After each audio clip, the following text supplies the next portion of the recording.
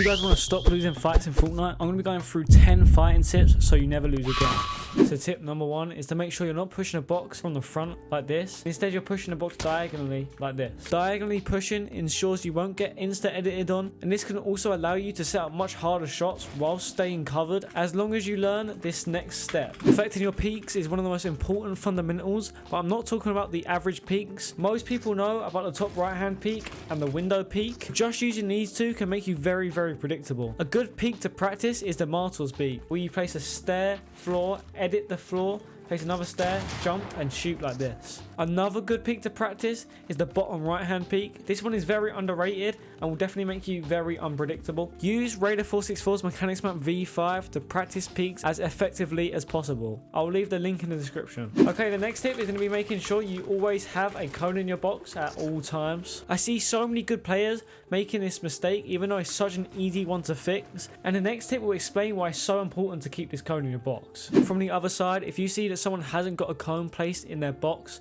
place a cone or a stair in their box, as this will most likely be the reason you win the fight. Knowing how to properly pre-piece your opponent will set you apart from so many other players and will also look really flashy. A way I love doing this is by placing a stair inside someone's box, and if they land underneath it like this, then 9 times out of 10 they're gonna edit down, so I'll edit down with them and catch them in a pre-piece and take them out and end the fight just like that. Editing a build then resetting it is a really good way to get free damage on an opponent. 9 out of 10 times the opponent will shoot, breaking the wall, which then allows you to shoot back and get you some free damage. Pre-fires are also a great way to take the pressure off yourself after being tagged hard. All pros use this, and to practice this you want to go into the comp section of Raider 464's map, which once again I'll leave in the description. To do a pre-fire while an opponent is trying to break your wall, wait with your pump out for the exact time the wall breaks and shoot.